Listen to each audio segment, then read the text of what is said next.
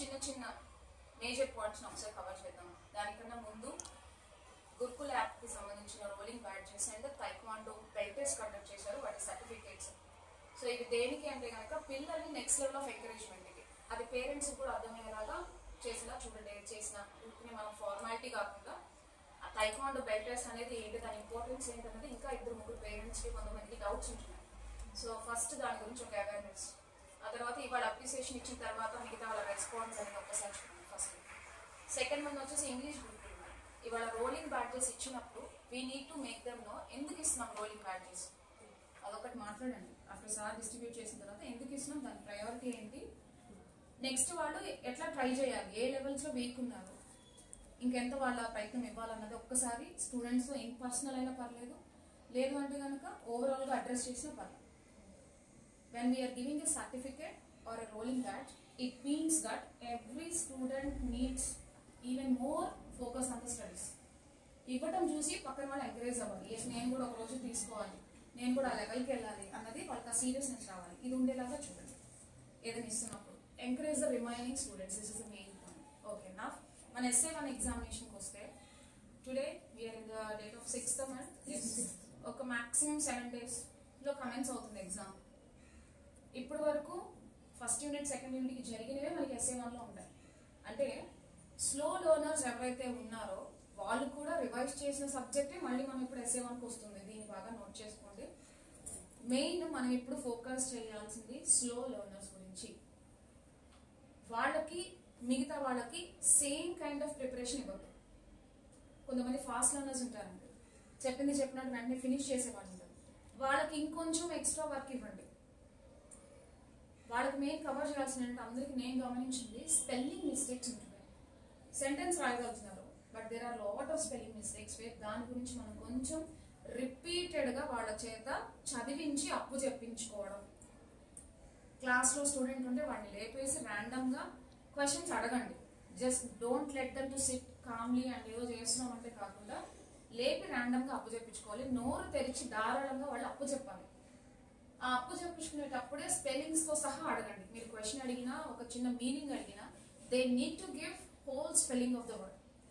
మనం ఫస్ట్ సెకండ్లో ఇది మెయింటైన్ చేస్తాం, యూకేజీలో కూడా మెయింటైన్ చేస్తాం. ఎట్లా అంటే ఇఫ్ ఎట్ ఆల్ వాళ్ళకి వర్డ్ చెప్తున్నానంటే my name is MY my NAME name, అది వాళ్ళకి అలవాటు ఉంది. దాన్ని మనం ఈవెన్ 4th 5th వాళ్ళకి కూడా మనం అలవాటు చేయాలండి, ఇన్కన్క్రీట్ చేయాలి. ఎందుకంటే ఇక్కడి నుంచే వొకాబులరీ పెరుగుతుంటుంది, దాని మీద ఫోకస్ ఇక్కడి నుంచే స్పెల్లింగ్తో సహా చెప్పడం అనేది రావాలి. సో దట్ అప్పుడు వాడు ఎగ్జామ్లో వాడి పెన్ ఫ్రీగా వెళ్ళిపోతుంది రాయడానికి. ఎందుకు వీళ్ళు ఆలోచిస్తున్నారు 1కి 10 సార్లు అంటే they are very weak at spellings.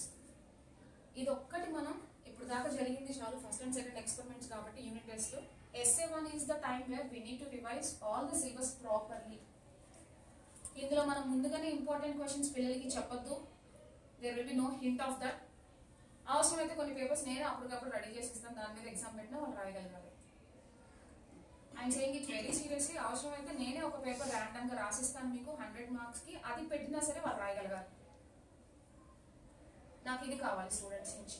అదొక్కటి మీరు ఎట్లా ప్లాన్ చేస్తారో చూసి, అండ్ ఈ ఉన్న వీక్ డేస్లో మెయిన్గా మనం రోజుకి ఒక 2 సబ్జెక్ట్స్ కవర్ చేస్తే బాగుంటుందా, అన్ని బ్యాక్ లోడ్ అంతా కాకుండా పర్ఫెక్ట్గా కూర్చుని వాడు 100 మార్క్స్ ప్రిపరేషన్ ఉంది కాబట్టి మేడం లోయర్ క్లాస్ వాడైనా డైలీ 2 సబ్జెక్ట్స్, డైలీ 3 సబ్జెక్ట్స్ వరకే పరిమితం చేసి వాడిని కూర్చోబెట్టి రివిజన్ చేపిద్దామా అనేది ఒక్కసారి ఆలోచించుకోండి. మీ స్టాఫ్ మొత్తం ఒక్కసారి కోఆర్డినేట్ చేసుకొని నాకు ఒక కంక్లూషన్ ఇవ్వండి.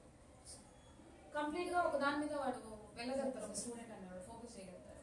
సో దాన్ని ఇవాళ డెసిషన్ తీసుకొని మండే వాళ్ళు వచ్చేటప్పుడు అదే సబ్జెక్ట్ వచ్చేలా ప్లాన్ చేసుకోండి.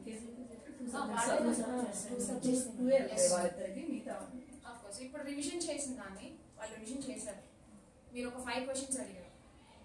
నాకు ST బుక్ ఒకటి సపరేట్గా పెట్టించేసి ఆ 5లో మీరు ఏదైనా ఒక క్వశ్చన్ వాడికి ఇచ్చేసాడు, he needs to right without seeing. అన్నీ ఇవ్వద్దు మనం, టైం వేస్ట్.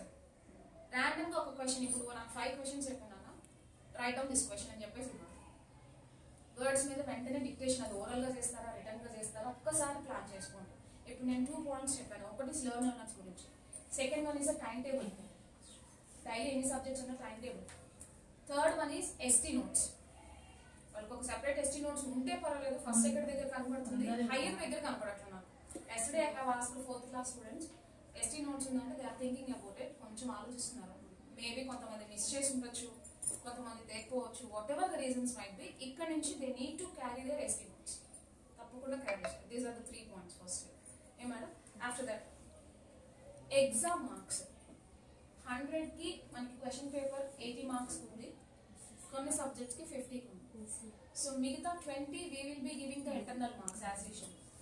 ఈ ఇంటర్నల్ ఫస్ట్ నుంచి స్టార్ట్ చేసుకుని అప్ టు 6th క్లాస్ వరకు ఇంటర్నల్ మార్క్స్లో ఓరల్ టెస్ట్ ఒకటి కంపల్సరీ కండక్ట్ చేయండి. ఓరల్ టెస్ట్ మ్యాటర్ నోట్ చేసుకోండి. Oral test for 10 marks and ఇంకొక 10 మార్క్స్ వచ్చేసి ఐడెంటిఫికేషన్ ఆన్ ద లెటర్స్ కానివ్వండి, వర్డ్స్ కానివ్వండి. అది ఎట్లా చేస్తారంటే ముందుగా టీచర్స్ ఒక పేపర్ని ప్రిపేర్ చేసి పెట్టుకుంటారు. ఎలా మేడం? అయితే వర్డ్స్ కావచ్చు, కొన్ని ర్యాండమ్గా లెటర్స్ కావచ్చు. హిందీ ఉందండి, కొంతమంది లెటర్ ఐడెంటిఫికేషన్ కూడా వీక్గా ఉంటుంది, వర్డ్స్ ప్రొనౌన్సియేషన్స్ కూడా వీక్గా ఉంటారు. అట్లాంటి మీరు కొన్ని ప్లాన్ చేసుకొని పెట్టుకోండి. లేదా నేను ఆ రోజుకి ఇమ్మంటే నేను ర్యాండమ్గా ఇస్తాను, ఏది అడిగినా వాళ్ళు చెప్పగలగాలి. ఎందుకంటే మళ్ళీ మనం 20 ప్రిపేర్ చేసి ఆ 20 వరకు వాళ్ళని ప్రిపేర్ చేయకూడదు, దానివల్ల యూజ్ ఉంటుంది. Identification of the letters or words మీద ఒక 10 మార్క్స్ అండి. ఓరల్ టెస్ట్ అంటే ఇఫ్ ఎట్ ఆల్ మీరు ఒక పారాగ్రాఫ్ చూపించి లేదా ఒక స్టాన్జా చూపించి మీ ముందు చదవమన్నప్పుడు the student have to read, చదవాలి. వాళ్ళ ఎఫిషియన్సీని బట్టి we will be allotting marks. ఇక్కడ ఒక చిన్న విషయం ఏంటంటే ఇన్విజిలేటర్స్ని మారుస్తాం మనం ఓరల్ టెస్ట్ అప్పుడు. Not the same subject teacher will be there, subject teacher అక్కడ ఉండరు, ఇన్విజిలేటర్స్ మారుస్తాం. Okay madam? సో వాళ్ళలో రేణుకా మిస్ కొంతమందిని హ్యాండిల్ చేసుకుంటారు, హేమ మేడం కొంతమందిని హ్యాండిల్ చేస్తారు, సాయిదుర్గ గారు కొంతమంది స్టూడెంట్స్ని హ్యాండిల్ చేస్తారు, అండ్ మన హేమ మేడం. ఈ నలుగురు మీద ర్యాండమ్గా క్లాసెస్ ఏంటో నేను తర్వాత డిసైడ్ చేసి చెప్తాను. మన సబ్జెక్ట్ టీచర్ అక్కడ ఉండకూడదు ఓరల్ జరిగేటప్పుడు. అప్పుడే జెన్యూనిటీ ఆఫ్ ద మార్క్స్ అనేది ఉంటుంది. అప్పుడే స్టూడెంట్స్ ఏ లెవెల్లో ఉన్నారో వాళ్ళకి అర్థమవుతుంది, మీకు అర్థమవుతుంది. Then we will give more fight to them. ఎందుకు ఇదంతా? నాకు ఒక స్టూడెంట్ 100% ఇవ్వాలని, నేను మార్క్స్ అనట్లేదు, ఎఫర్ట్స్ని 100% ఇవ్వాలి స్టూడెంట్. ఏ స్టూడెంట్స్ అయినా ప్రతి ఒక్క యాంగిల్లో ప్రిపేర్ అవడానికి ట్రై చేయాలి. ఊరికే ఇప్పుడు ఇంపార్టెంట్ పెట్టుకునేంతవరకు నాకు వచ్చేసింది ఇది చాలని స్టూడెంట్ ఏ మూడ్లోకి వెళ్ళిపోయాడంటే సాటిస్ఫాక్షన్, చాలు, ఇంతకన్నా వాడు ఎఫర్ట్స్ ఇవ్వడానికి కూడా ట్రై చేయట్లేదు. షార్ట్ కట్స్, ఈజీ మెథడ్స్ మీద ఎక్కువ ఫోకస్ చేస్తున్నారు. They are not going deep in to the subject. దానికోసం మాత్రమే ఇదంతా. ఏ మేడం? నెక్స్ట్ మనం మేబీ essay 2 వచ్చేసి will be conducting in the month of February. ఈ మధ్యలో మీకు ఒక మిడ్ ఎగ్జామ్ కదా, ఐ మీన్ యూనిట్ టెస్ట్ ఒకటి పడుతుంది. ఈ లోపు మీరు నెక్స్ట్ లెవెల్ ఆఫ్ ప్రిపరేషన్ కూడా ఇదే ప్యాటర్న్లో ప్రిపేర్ చేసుకోండి, exam to exam. Okay madam? So స్టూడెంట్స్ని కొంచెం యాక్టివ్ చేయండి. ప్రతి ఒక్కళ్ళు ఎస్పెషల్లీ స్లో లెర్నర్స్ ఎక్కువ ఇక్కడ ఇన్వాల్వ్ అవ్వాలి. నెక్స్ట్ పాయింట్ వచ్చేసి మంత్లీ అసైన్మెంట్స్. మనకి ఏదైతే ఎగ్జామ్ అయిన తర్వాత, నాట్ ఇన్ ఎగ్జామ్ టైం, కొంచెం మంత్లీ అసైన్మెంట్ మంత్కి ఒక్కటి చాలు. ఎందుకంటే పిల్లల్ని మాట్లాడితే చార్ట్స్ కొనుక్కురండి, అవి చేయండి, ఇవి చేయండి అని వాళ్ళకి ఎక్కువ బాధ్యత ఇవ్వకూడదు, పేరెంట్స్ ఇబ్బంది పడకూడదు. దానివల్ల సింపుల్గా పెడదాం దీన్ని. మంత్లీ అసైన్మెంట్స్ ఆల్రెడీ నేను స్టార్టింగ్లోనే డిస్కస్ చేశాను, కొద్ది రోజులు బాగానే వెళ్ళింది. After that they are coming back again. So అట్లా కాకుండా మేక్ ఎ డెసిషన్ అబౌట్ ఈ మంత్ ఉంది, ఇప్పుడు ఈ మంత్లో ఒక అసైన్మెంట్ ఎప్పుడు ఇవ్వచ్చు. అది టాపిక్ అనేది డైనమిక్గా ఉండాలి, ఏదో ఒక చిన్న చిన్న టాపిక్స్ మీదకి వెళ్ళకండి. ఆ మంత్లీ అసైన్మెంట్ అనేది డెఫినెట్గా ఉండేలా చూడండి నెక్స్ట్ ఎగ్జామ్స్ ఇవ్వగానే. Okay madam? ఆఫ్టర్ దట్ దీని నుంచే సెమినార్ టాపిక్ ప్రజెంటేషన్ నేర్చుకోవాలి. ఏదైనా మనం ఒక టాపిక్ ఒక 1 వీక్ ముందు ఇస్తామో ఎప్పుడు ఇస్తామో, they need to present on their own. ఇక్కడ టీచర్ హెల్పింగ్ అనేది ఉండకూడదు, పేరెంట్ హెల్పింగ్ ఉండాలి. లేదు ఆ స్టూడెంట్కి వచ్చిన ఇంగ్లీషో హిందీనో వాళ్ళే సెల్ఫ్గా పెట్టడానికి ట్రై చేయాలి. దీనిలో టీచర్ కోఆపరేషన్ ఉండకూడదు. దానికి మార్క్స్ ఉంటాయని చెప్తే they need. So topic presentation ఒకటి మాట్లాడాలి, వాడు నోట్ తెచ్చి మాట్లాడాలి. Topic presentation and assignment monthly. దీన్ని ఎట్లా ప్లాన్ చేస్తారో మీరు డిజైన్ చేసి నాకు చెప్పండి. Okay madam? అండ్ మెయిన్ వచ్చేసి ఐఐటి ఎగ్జామినేషన్ మేడం.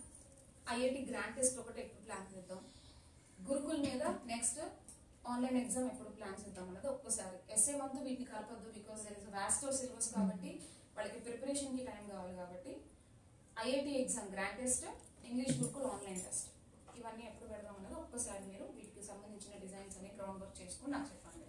దీనివల్ల స్టూడెంట్ ఊరినే క్లమ్సీ అయిపోయి క్లబ్ అయిపోకుండా దేనికి అది సెపరేట్ సెక్షన్ ప్రిపరేషన్ ఉండేలాగా చూడండి. సంక్రాంతిలో మన హాలిడేస్ వెళ్ళిపోతుంటాయి, ఈ లోపే మీ ప్లాన్స్ని పక్కాగా పెట్టుకొని సిలబస్ ఫినిషింగ్ అనేది కూడా ఫోకస్ చేయండి. ఆఫ్టర్ ద ఎగ్జామినేషన్ ఎగ్జామ్స్ అవ్వగానే వెంటనే నెక్స్ట్ యూనిట్ సిలబస్కి ఫోకస్ చేయడం, దాని మీద ఎస్టీస్ మ్యాక్సిమం వెళ్ళడం. Mandatory thing is parents sign కావాలి నాకు అక్కడ, పేరెంట్స్ సిగ్నేచర్ కావాలి. Because every parent has to focus how their kid is learning in the school, ఎలా చదువుతున్నాడు అనేది ఫోకస్ కావాలి వాళ్ళకి. పేరెంట్స్ అయిన డైరీలో ఎస్టీ మార్క్స్ ప్రతి దానిలో మ్యాండేటరీ కావాలి. కొంతమంది ఈవెన్ ప్రోగ్రెస్ కార్డ్ మీద కూడా సైన్ చేయకుండా పంపించేస్తున్నారు. మీరు చెక్ చేసి తీసుకోండి, ఫైల్స్ మీద ప్రోగ్రెస్ మీద చెక్ చేసి సిగ్నేచర్ తీసుకోండి. Okay madam, these are the topics. So వీటన్నిటి మీరు నోట్ చేసుకుని ఒకసారి వాటి మీద ఎట్లా వర్కౌట్ చేస్తారు, ఏం చేస్తారు. ఈ ఎగ్జామ్స్ వాళ్ళు ఎఫిషియెంట్గా రాయాలి నాకు క్వార్టర్లీ ఎగ్జామినేషన్.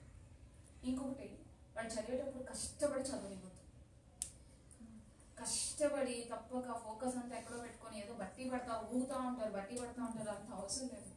సింపుల్గా ఒక్కసారి ఎక్స్ప్లెనేషన్ ఇవ్వండి, వాడికి అర్థమయ్యేలాగా చదవమని టైం ఇవ్వండి. You can do it in 5 minutes అని మనం చెప్తాం, 5 minutes నువ్వు చేయగలుగుతావు అని చెప్తాం. వాడు చేయకపోతే మళ్ళీ ఒక్కసారి హెల్ప్ చేస్తాం. మీ ప్రెజెన్స్ స్టూడెంట్కి చాలా కావాలి.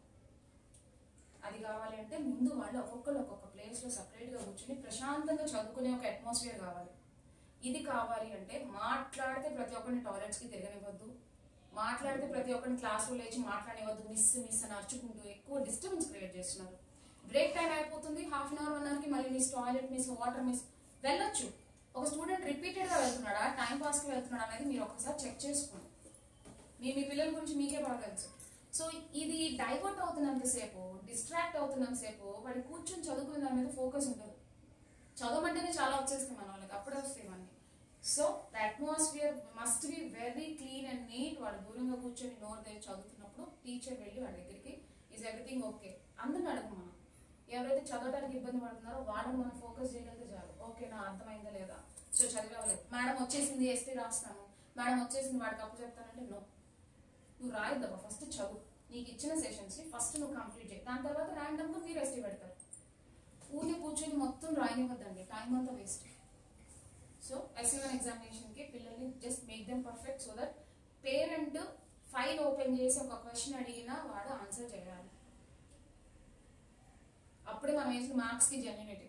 మనం మార్క్స్ వేస్తాం, వాడు మాట్లాడట్లేదంటే ఇక్కడ ఏదో ఒక డ్రాబ్యాక్ అయితే జరుగుతుంది. సో పేరెంట్ అడిగిన ఆన్సర్ చేయగలగాలి. ఈ కైండ్ ఆఫ్ ప్రిపరేషన్ ఉంచండి. ప్రస్తుతానికి ఇంకా వేరే యాక్టివిటీస్ మీదకి ఫోకస్ అవ్వనివ్వద్దు. కాకపోతే హయ్యర్ క్లాస్ వాళ్ళతో మేడం, వాళ్ళు మనకి సెమీ క్రిస్మస్ చేస్తాం కాబట్టి ఆ స్కిట్ ఒక్కదానికి హయ్యర్ క్లాస్ వాళ్ళకి లిమిటెడ్ టైం 3 days ఇవ్వండి చాలు. ఇంకెక్కువ 3 daysలో క్లోజ్ చేయమని. అంటే 2 days అంటే ఏమవుతుందంటే లెంతీగా ఉంటాయి క్యారెక్టర్స్ అవన్నీ, కొంచెం ఇబ్బంది ఉంటుంది, అది ప్రాక్టికల్గా అవ్వదు కూడా. సో 3 days ఆఫ్ టైం అది ఎప్పుడెప్పుడు ఇస్తారనేది మీరే ఒక పక్కాగా పెట్టేసుకొని హయ్యర్ క్లాస్ వాళ్ళు, not lower class. Social madam ఏమైనా ఏమంటారు ఇన్వాల్వ్ అవ్వగలుగుతారు, తను కొంచెం గైడ్ చేయగలుగుతారంటే సోషల్ మేడం మీరు దాన్ని క్లోజ్ చేశారు. వీళ్ళకి ఆల్రెడీ ఐడియా ఉంది హైయర్ వాళ్ళకి, వాళ్ళ హెల్ప్ తీసుకుంటూ మీరు సోషల్ మేడం దాన్ని క్లోజ్ చేసాం స్కిట్. ఓకే అండి. నెక్స్ట్ 10th class వాళ్ళకి ఆల్ ఇన్ వన్స్ మనం నిన్న డిస్ట్రిబ్యూట్ చేసాం మేడం. మనము 10th class స్టూడెంట్స్కి మనం అనుకున్నట్టుగా మనకి టైం టేబుల్ ఇష్యూ చేసుకున్నాం కదండి, నేను మీకు వాట్సాప్ చేశాను టైం చూసాను. అట్లాగా డైలీ 2 subjects 3 subjects అంటే అవుతుందా, టైం ఒక్కసారి చెక్ చేసుకోండి. సేమ్ ప్యాటర్న్ కాకుండా మనకు అనుకూలమైన ప్యాటర్న్లో ఒక్కసారి డిజైన్ చేసింది నాకు అదొక్కటి. ఆల్ ఇన్ వన్ ఈవినింగ్ అనేది వాళ్ళు 10:30 వరకు ఉంటున్నారు. ఏది చదివితే బెటర్, ఆల్ ఇన్ వన్ తీపిస్తే బెటరా లేదా మీరు వర్క్స్ అలాట్ చేస్తారు? ఎందుకంటే ఏమవుతుందంటే ఒక పక్కన హోంవర్క్ డైరీ వస్తుంది, ఆ సబ్జెక్ట్స్ ఉంటున్నాయి, మళ్ళీ ఇంకో పక్కన ఆల్ ఇన్ వన్ తీసినా they are hardly able to give ఒక 1/2 hour కూడా దేనికి సెట్ కావాలి. అందుకని మల్టిపుల్ థింగ్స్ కాకుండా డైలీ 2 subjects 3 అండ్ ఈవినింగ్ వస్తే ఇంకా ఆల్ ఇన్ వన్ తీసి ఏ సబ్జెక్ట్ రివిజన్ చేస్తే బాగుంటుందో కూడా వాళ్ళకి అలాట్ చేసింది. ఓకే మేడం, ఇది ఒక్కటి మనం 10th వాళ్ళకి చేస్తే వాళ్ళు ప్రిపరేషన్ లో కొంచెం క్లియర్ గా ఉంటారు కదా. మనం అందరూ నా వర్క్ ఇవ్వాలి వాళ్ళకి ఏది చేయాలో అదే అంటున్నా. నేను మొన్న మనం 5th నుంచి స్టార్ట్ చేద్దాం అన్నాను, మళ్ళీ వీళ్ళు ఏంటంటే మొత్తం అన్ని క్లాసెస్ కి కవర్ అవుతున్నారు. అందుకని మనం ఒక్కసారి దాన్ని క్లోజింగ్ ఇచ్చేస్తే వాళ్ళ మండే నుంచి వాళ్ళ ప్యాటర్న్ లోకి వెళ్తారు, లోయర్ కానీ 10th వాళ్ళు కానీ. And after SC1 examination 9th వాళ్ళకి ప్రీ-10th సిలబస్. ఒకసారి దాని గురించి కూడా ఒకసారి ఏ క్లాసెస్ ఇంపార్టెంట్, ఏవేవి వాళ్ళు వినాలి, ఇది పర్లేదు మెయిన్ గ్రూప్స్ వర్క్ ఇలాంటిది ఒక కంప్లీషన్. సో 10th కోఆర్డినేటర్ కింద మీరు ఆ పనులు మీరు చూసుకోండి మేడం. ఓకే, ఎందుకంటే కొంచెం క్లియర్గా అవుతుంది. అన్ని ఒక దగ్గర ఆగితే ఏంటంటే దేనికి సొల్యూషన్ కాదు, పోస్ట్పోన్ అవుతా ఉంటుంది అందుకని. Okay madam, so wishing madam oral test కూడా వాళ్ళు పక్కాగా ప్రిపేర్ అయ్యేలా